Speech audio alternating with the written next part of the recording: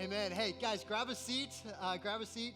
My name is Sam. I'm the college pastor here at Doxology and with Encounter, and it is great to be here with you guys. It was great to worship with you before. I'm excited for what we're going to talk about tonight. If this is your first time here, maybe you're new to Encounter, you're new to this type of church, or maybe you're just new to church in general, I kind of want to help set you up and help you understand maybe what you just did and what Encounter is all about, what you can expect every time you come through these doors. So at Encounter, every week you're going to find three different things. You're going to find that we start and end by kind of singing songs. We call it worship, but the whole idea of what you just did and what we'll do at the end is that we want to sing songs that proclaim the glory of God and tell about who He is and say that as loud as we possibly can. And we do it through song, and we call it worship.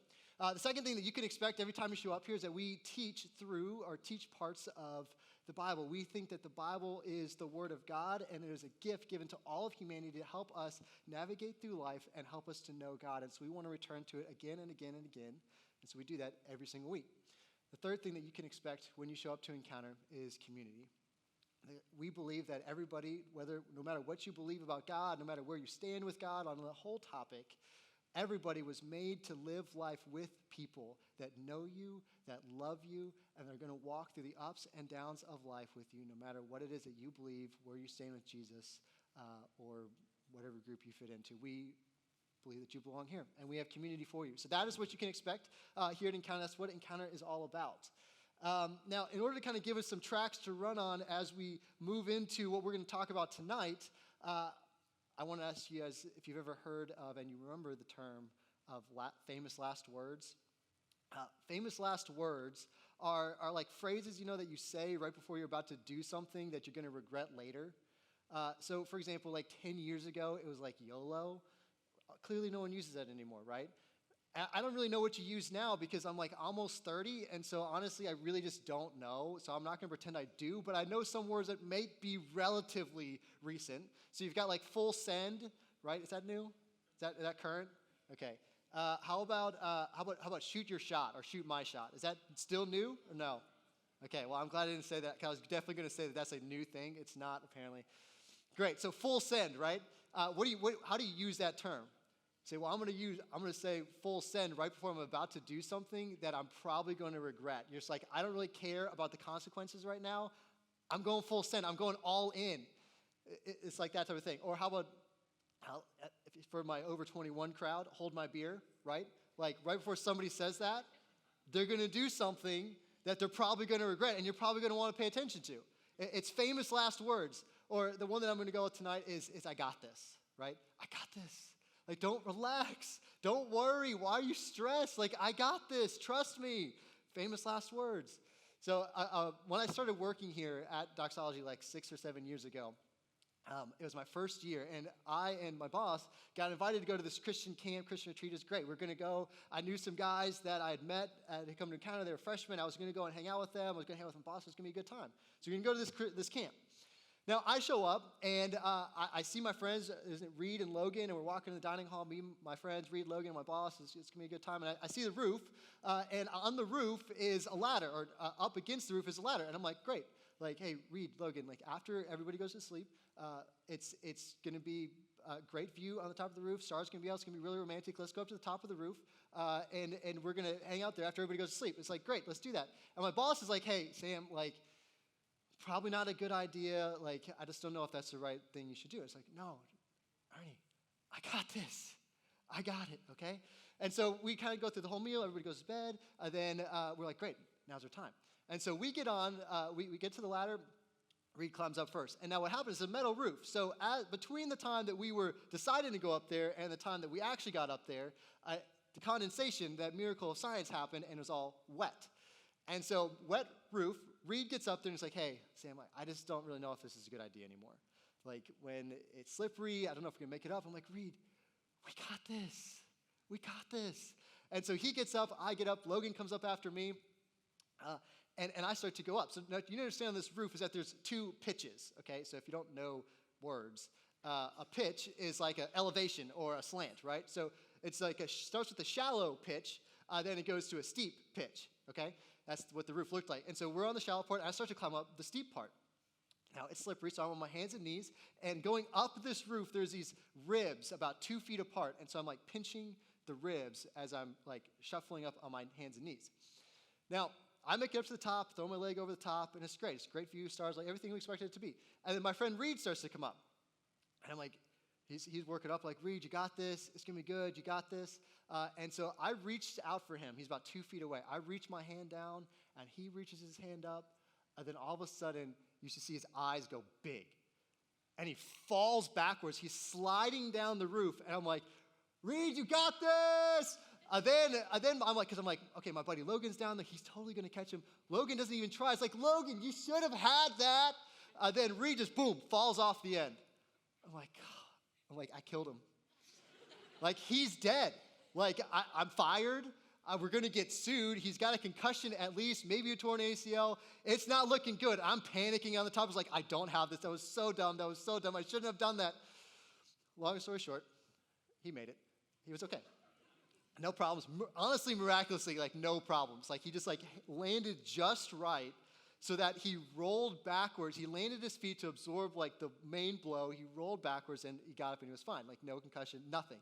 So we just kind of wandered around for a while. We're like, we're not doing anything else other than let's just go to bed because that was way more than we wanted. Famous last words. I got this. Now, here's what I wanted to get to with that because it wasn't just a fun story, even though it was kind of fun to talk about. The problem is that we approach spirituality with the words, I got this. I got this spirituality. The problem is when we approach it that way, it doesn't really turn out the way that we want it to. It doesn't turn out the way that we expect it to. It doesn't turn out the way that we think it should. In fact, oftentimes turns out really, really bad.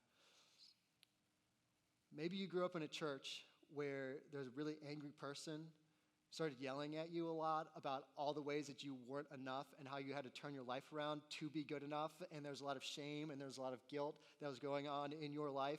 And then what you realize is like you felt guilty enough, you felt bad enough, you felt scared enough that you tried to turn it around, you tried to do better, tried to work harder to make your life good, but then you realize that you actually really liked all the bad things, and so then you just felt worse and it got worse and worse and worse and just kind of went down that line. And then you just kind of left the church, and maybe you're even sitting here now and you're like, I kind of hate church. All it is to me is I just feel guilty. I just feel bad. I just don't feel like I can actually do any of the things that I'm supposed to be doing. Because you've lived in, I got this spirituality. I got this Christianity, and you realize it's not enough. Or maybe you've never personally experienced it yourself. But I'm guessing that you've seen somebody who lives this way, and you've seen its effects.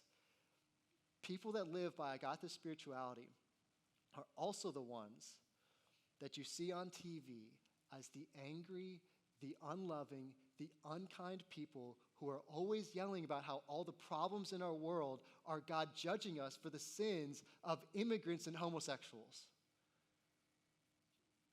I got this spirituality. In their minds, we are not the problem.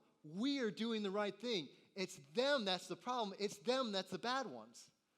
I got this spirituality. It never turns out the way that we think it should.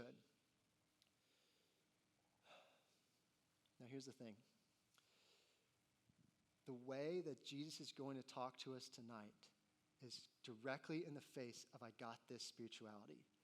And it's something that we need to reckon with because the thing is, guys, is that we kind of like having it. We like being able to say, I got this. I mean, don't you would much prefer to be the one that is loving and serving people than being the one that is loved and served? Because when you are not sufficient, when you are not enough to do something, it's embarrassing for you. You feel like it's demeaning. And so you reject that, and unfortunately, guys, that gets carried over into our spirituality. And we say, I got this too.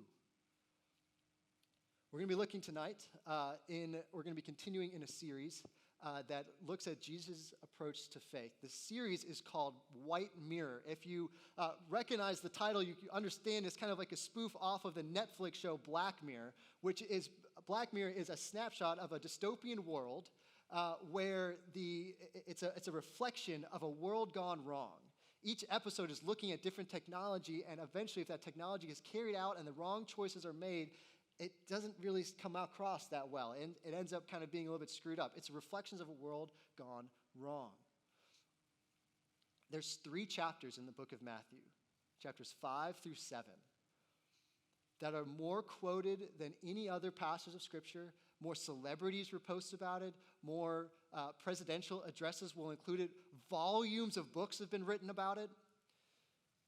Even people like Gandhi. Gandhi never knew Jesus. He was a Hindu, but he read these 3 chapters in the book of Matthew, and he said it profoundly changed and shaped his life. And the way that he chose to live out the rest of his life of loving the people who hated him and not living a life of anger, but a life of peace, it came out of these 3 chapters that he read that profoundly shaped his life.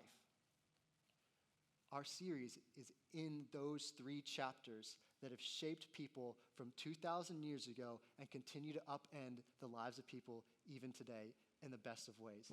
In these 3 chapters, we get a snapshot, not of a world gone wrong, but a reflection of a world gone right. A reflection of a world that's filled with value and meaning and significance. So tonight, we're going to be in Matthew chapter 5, verse 17 is where we're going to start. Now, you're at a little disadvantage if you weren't here last week because you missed the first part, and so like any piece of literature that makes sense, if you miss the first part, it's kind of hard to understand the rest of it. So what we're looking at is called the Sermon on the Mount. It's a sermon that Jesus gave to his disciples where he was kind of explaining what it means to live in the kingdom. And we find that this theme of kingdom is this upside-down kingdom of King Jesus where the values are the opposite of the way that the world tends to operate. And so in Jesus' kingdom, he'll say things like the first will be last and the last will be first. The weak will be strong and the strong will be made weak. Things work differently in this upside-down kingdom of King Jesus. And that kind of summarizes essentially what we talked about. But there's one thing that I need you to remember from last week. If you were here, remember it. If you weren't here, pay attention. So in Matthew chapter 3, we're going to throw it on the screen for you. Matthew chapter 3, Jesus is starting to list out these values, and this is the first value. He says, "Blessed are the poor in spirit, for theirs is the kingdom of heaven." When you think of poor, also think of the word poverty. Poverty, being materially poor or being in material poverty is essentially like your bank account is empty. It's bankrupt. There's nothing in there to spend. And so when Jesus says, "Blessed are the poor in spirit," those who have my approval are the ones who have poor in spirit, and they will be in the kingdom of heaven. The poor in spirit are those who look at their spiritual bank account and say, "I have nothing that I can give, Jesus. I am empty." He says, those people will enter the kingdom. Now, like any competent teacher and being the wise teacher that he was, he knows we don't like that. No one wants to come on hands and knees in the dirt saying, "Jesus, I've got nothing. I have nothing." And admitting, "Jesus, I have wronged you in so many ways." Admitting, "I'm not a good person." No one likes that. And so he's going to present to us an alternative view that you can accept it if you want. I wouldn't recommend it, but look at it. Okay, Matthew chapter 5. Matthew chapter 5, the alternative to "I got this" spirituality. Verse 17, Jesus is continuing. And he says, "Do not think that I have come to abolish the law or the prophets. I have not come to abolish them, but to fulfill them. For truly I say to you, until heaven and earth pass away, not an iota, not a dot will pass from the law until all is accomplished. Therefore, whoever relaxes one of the least of these commandments and teaches others to do the same will be called least in the kingdom of heaven. But whoever does them and teaches them will be called great in the kingdom of heaven." Okay. Now, I want to explain a couple things. Take that law and the prophets phrase. This is what he means. So what he essentially is saying is like when he means law and prophets, he's referring to the Old Testament. Okay, it's just all of the Old Testament. The first 5 books of the Old Testament are in Hebrew translated Torah, meaning in English the law. So that's what he's referring to there. The first 5 books in the Old Testament. So you got Genesis, and then Exodus, and then 3 other books that most of us don't actually know what they are. So we just like the first 5 books. Then you go back to the prophets. The prophets are basically the rest of the book. I know that there's other books in there that aren't technically prophets for those of you who know the Bible, but in Hebrew tradition, they were called the prophets, okay? So he's referring to the Old Testament, and he's saying, when he comes back, when he's talking about the law, I want you to understand this law. So like I said, the first 5 books are the law, Torah, Hebrew for law. There are 613 laws or commands that are contained in those 5 books. And they contain laws that govern the rules and customs that set Israel apart from the rest of the nations. They have things like that. But they also contain laws about social justice and morality. And by following these laws, Israel was to love other nations and show what their God was like to the rest of the world. Jesus would boil this down of the purpose of the law to this statement. Above all, the intended purpose of the law, the heart behind the law, is to create a nation that loves God and loves others. All of the law, Jesus said, could be summarized in that one phrase. All 613 commands were to be summarized in love God and love other people. That's the intended purpose. All of it put together, boiled down, is that. So that was what was supposed to happen. Israel was supposed to follow those laws to love God and love other people. But this is what happens. If you read those first 5 books, you see a pattern that happens over and over. If you go back and read them, you'll see it emerge. Moses or somebody gives 5 laws, or not, I don't know, 5 laws. It doesn't matter the number, and it's not even 5. He gives laws, okay? Moses gives laws. Israel breaks those laws. Moses gives more laws. Israel breaks those laws. Give laws, break laws. Give laws, break laws. That's what happens over and over and over. It just repeats on end. And we see that more laws don't fix anything, but instead, they just get broken again and again and again. And so you see Moses and the prophets in the Old Testament start to speak about how the people need a new heart. They don't have the ability to uphold these laws. They don't have the ability to love God and love others. They need a transplant. Think about it that way. Some of you are pre-med people. For now, I'm just telling you, I tried it a year. It didn't go well. Some of you might make it. I didn't, okay? But maybe I'm just dumb. Maybe you are smarter. But you're pre-med for now, so you're going to be a doctor, right? So you know the word transplant, okay? When your heart is diseased, you need a new one. And so what begins to emerge in the law is that our hearts are diseased, and you need a transplant. There's no medication that will fix it. You need a new one. And so they begin to talk about how there will be a day when people's hearts are made new again. So look back at the passage. Keep that in mind. It's important. Keep in mind. Jesus then said in verse 17, the second half, he says, I did not come to abolish the law, because remember, the law is a good thing. The law is to love God and love other people. I'm not doing away with it, he says. I'm not throwing it out, but I've come to fulfill them. When you fulfill something, it means to fill in what is lacking. And remember what is lacking? People with hearts that can carry out the law. And so yes, Jesus did fully live out the law. He did complete it in that way by keeping all the commands, but he also was going to make it possible for people to have a heart transplant, a heart that is dead to God, made alive again. That's what he means by fulfill. Now, so remember, we're talking about, I got this spirituality. Verse 20, this is your alternative view. If you didn't like the poor in spirit thing, this is your other option. Okay, verse 20. He says, for I tell you, unless your righteousness exceeds that of the scribes and Pharisees, you will never enter the kingdom of heaven. So remember, chapter 5, verse 3, the poor in spirit will enter the kingdom of heaven. It's like, if you don't want that, here's another way to enter the kingdom of heaven. It's to be a better person than the scribes and Pharisees. The scribes and Pharisees were like the standard bearers of righteousness. They were the priests and the pastors of the day. They took those 613 laws, and their life goal was to perfectly complete them all, to not ever miss a single one. That was their goal. And so if anyone was going to be like doing it, it's going to be these guys. And Jesus says, they're not even there enough. And so if you are a disciple, if you are a Jewish person, listen to this, you're like, Jesus, then who is good enough? If they aren't even enough, how am I supposed to be better than them?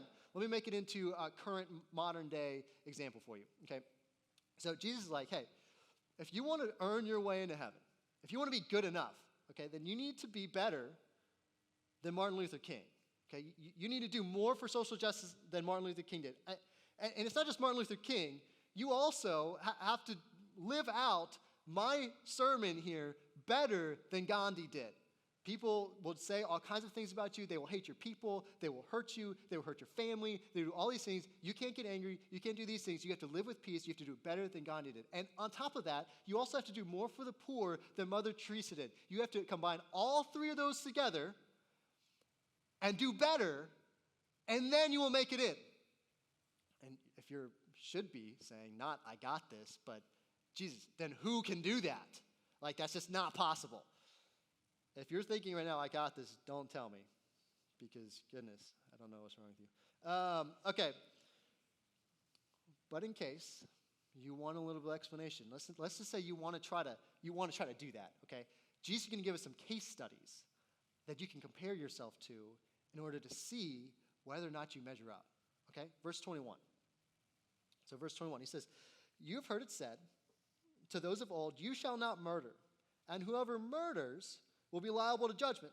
But I say to you that everyone who is angry with his brother will be liable to judgment. Whoever insults his brother will be liable to the council, and whoever says, 'You fool,' will be liable to the fire of hell."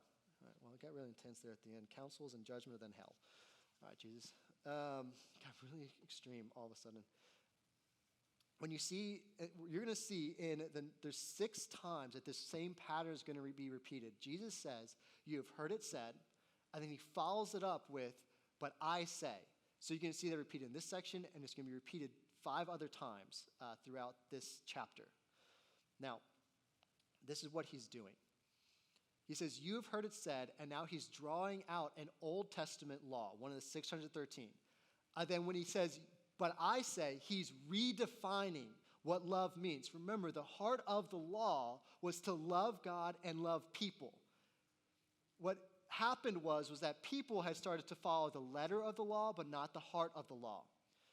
So remember, like when you were young and you did something wrong, like you hit your brother, or you yelled at your sister, or whatever. You made somebody not feel good, and your mom said, "Apologize." I was like, "No." Mom's like, "Do it." And you're like, "Okay." And then you were like, "Fine, I'm sorry, whatever." It's like, and your mom's like, "No, you didn't apologize." But you're like, "No, I did. I said it. I said what you wanted." You followed the letter of the law, but not the heart of the law. The letter of the law, you just had to simply say the words. But that's not what your mom meant. She was like, "You missed the whole heart. You're not making anybody feel better. Your heart is just as bad, even though you did the right actions." And so what Jesus is setting the record straight, he's like, you may have done the right actions, but you haven't loved still. So we take this first one, murder. All right, it's also talked about in this context with anger.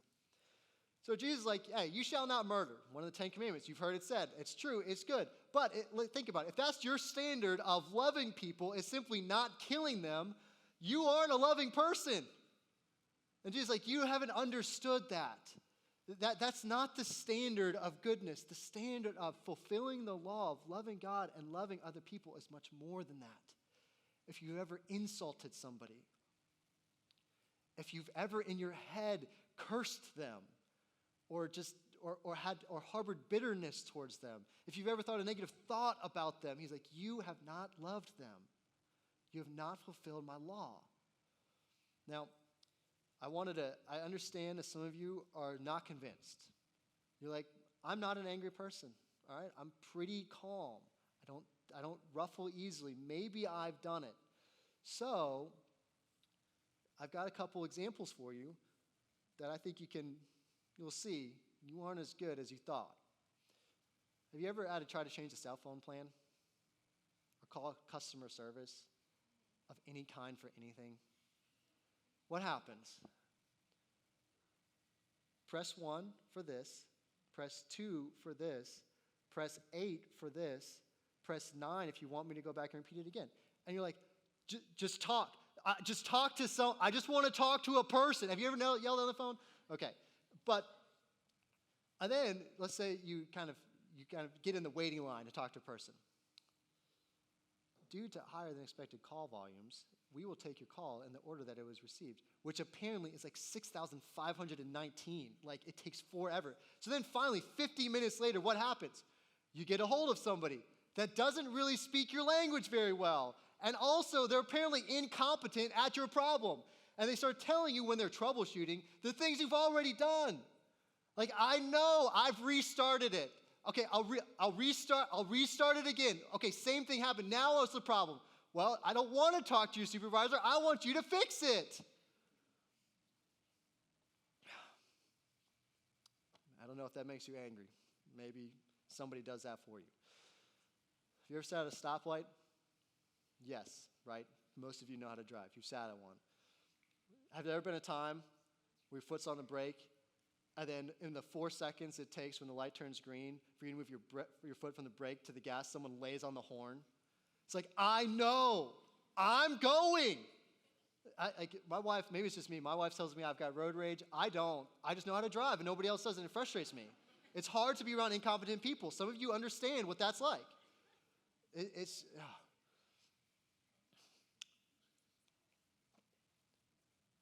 In every one of those situations, Jesus would say, you've broken my law.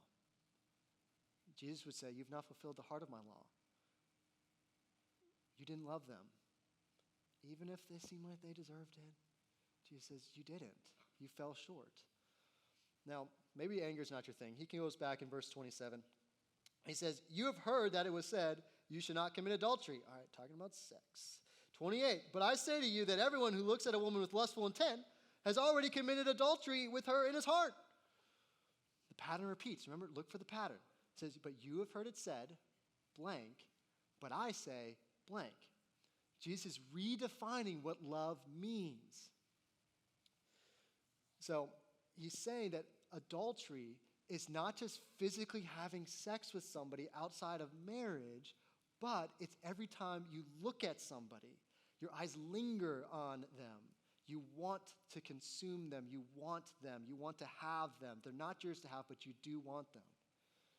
Now, here's the hard thing about adultery, right? Because it masks itself in curiosity. Ladies, it's not just fair to pick on the guys. It's not just, I know it says a guy looking at a girl, but it's not only that. You're flipping through Instagram, and you're like, who's this? 12-pack? I didn't know we had that many abs. Let me look at that.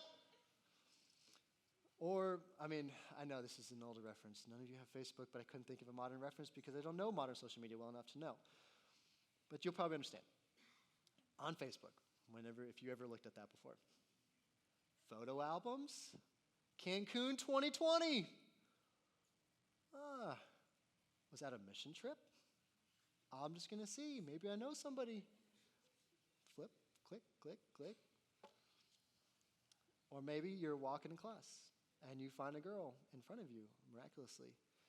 And she's got the curves in the right places. And you're like, are those Lulu leggings? I can't quite tell. The thing about adultery is that it masks itself with curiosity. And Jesus would say in all of those moments, you've fallen short. You haven't fulfilled the law. You didn't love them. Now, he continues, verse 38. I know we're skipping a lot. There's just a lot in here. And if you don't like it, then tell somebody else. You've heard that it was said, an eye for an eye, and a tooth for a tooth. But I say to you, do not resist the one who is evil. But if someone, stop at 38. You've heard it was said, an eye for an eye, a tooth for a tooth. It's just a metaphor for the justice system, an equal punishment for the crime, an equal severity of punishment for however severe the crime was. That's what he's saying. That's what it was said.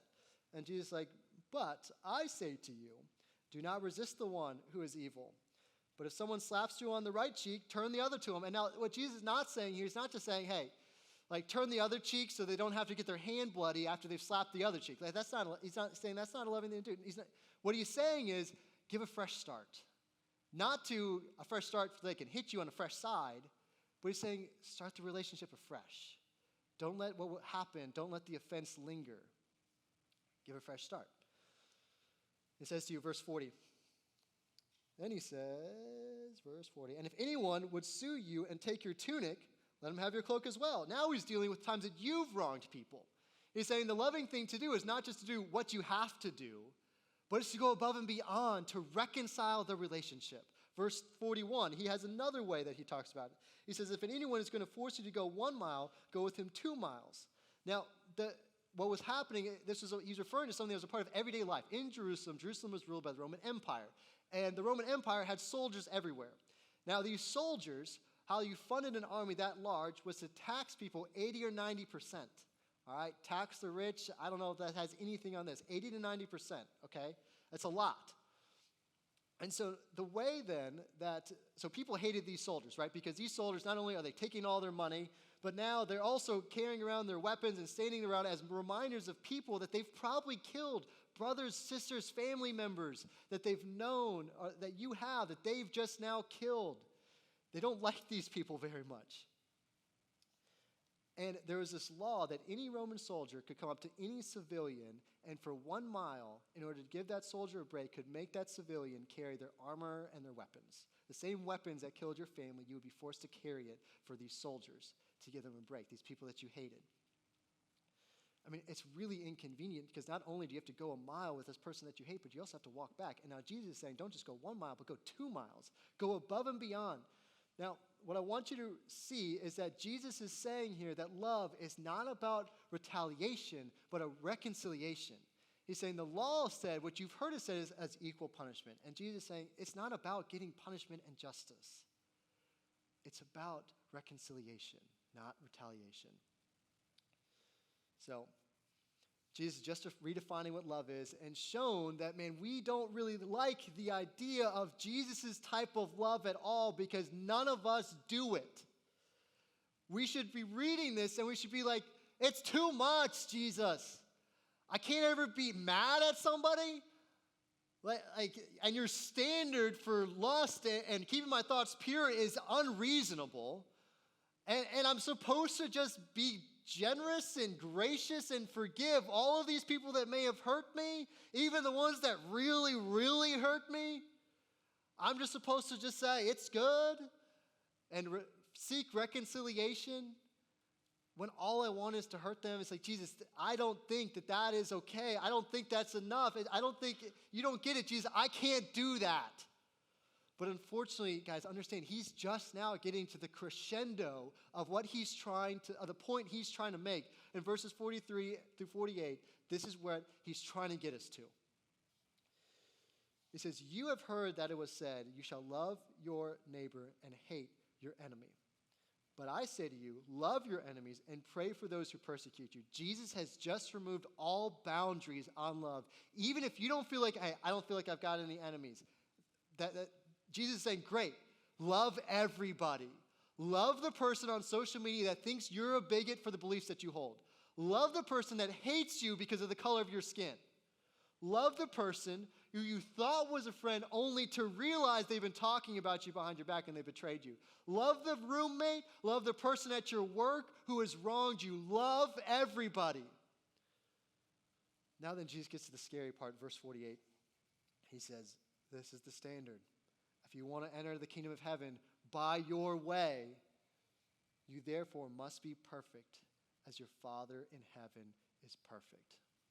Jesus is like, look, you don't want to take my route in the kingdom. You don't want to accept that. You want to reject that. You don't want to have to be poor in spirit and admit that you aren't as good as you think you are. Then great. You don't have to be a good person. You have to be a perfect person. And if you're a perfect person, then you can say, yes, I will be in the kingdom. But you have to honestly say to yourself, I am perfect. I'm not just good, but everything that Jesus said I have done from the moment I was born to now, and I will do it forever. And if you can do that, Jesus says, you can be in the kingdom. Now, the hoped response is that you're saying, I can't reach that standard. I can't be good enough. I can't be perfect. I fall short of that all the time. And look, if you get to that point, then I've got some good news for you. Because you're coming before the king of this upside down kingdom, a king who loves his enemies, a king who loves people like you. I don't know if you noticed, Maybe you did, maybe you didn't. But when Jesus says to love your enemies, that's what he did. In John chapter 13, you don't have it. I didn't plan. So I'm going to just read it to you. In John chapter 13, Jesus is with his disciples before, on the night where he's about to be taken and captured. John chapter 13. During supper, he gathered all his guys around him. He gathered the 12 disciples, and now they're at supper when the devil had already been put into the heart of Judas, Simon's son, to betray him. Jesus, knowing that the Father had given all things into his hands and that he would come from God and was going back to God, rose from supper. He laid aside his outer garments and taking a towel, tied it around his waist. Then he poured water into a basin and began to wash the disciples' feet. I don't know if you noticed what happened. Judas, the one who was betrayed, the God of the universe, the one who had given his life over to Satan, when Jesus recognized that he, Jesus, was going to be the one that was with God, the one that was God, his response to that was to wash even Judas's feet. He knelt to wash the feet of the one who would betray him. It's not like he didn't know that. He's God of the universe. He already knew Judas would betray me. The guy who I thought was my friend, the guy that we talked with, the guy that we shared our stories with, the guy that we shared our lives together, the one who knew all of me, that Judas will betray me. And before Judas ever did betray him, the last thing that Jesus said to him was not rebuke him, was not hate him, was not shame him, but it was to serve him. He loved his enemies, and then he prayed for those he persecuted. As he was up on the cross, as he had been strung up with nails in his hand, his body bloodied and broken and beaten, what did he do? Father, forgive them, for they know not what they do. The ones who persecuted him, he prayed for them. This section, the rest of it too, but 43 through 48, you see Jesus doing that. My question to you is, how will you respond? Jesus has given you a choice. You have my way into the kingdom, poor in spirit, saying, I have nothing, Jesus. I don't fulfill the things that you just told me to do. I haven't done that. I've broken all of them, maybe right now. Or he's like, well, there's another option. You can be perfect. There's two options. Now, if you insist on still saying, I will be in heaven because I'm a good person, I am good with God because I'm a good person, my question to you is, what God are you good with? Because that is not what Jesus says God is like. And that is not the standard that Jesus lays out in order to be good with God. If your response to the question, I will be in heaven because, is anything besides because Jesus died for me, you've missed it. And there is no way to heaven from that path. How will you respond? Have you said to Jesus, I have no other way besides you alone? I've broken everything. I need a heart that's been made new. And Jesus, you're the only way. My account is empty. I'm spiritually bankrupt. Jesus, I need you. If you haven't said that, then equivalently, you're out of luck unless you do. Let's pray. If you are in the place tonight where you know, I have tried to be good enough, my arguments have always been of why I will be in heaven. When somebody ever asks me that, or I think of that, is because I have done this or that to be good enough. If that is where you are tonight and you're like, for the first time, I realize I'm not that. I'm not good enough. I need you, Jesus. Then I want you to pray with me. Say, Jesus, you can to yourself. You don't have to say it out loud. Say it to yourself. Jesus, I'm not enough. I thought I was. I thought I could be good enough. But tonight, Jesus, I know for the first time I'm not. And I need you. I want to follow in your way. Keep your eyes closed, all of you. But if you prayed that, I simply want you to raise your hand. I simply want you to hold it up and say, I have prayed that tonight. I see you. I see you. Say, for the first time, I have prayed that. Okay, you can put your hands down. This is my prayer for you. Those of you that put your hand up, I will be here at the front. Come and talk to me.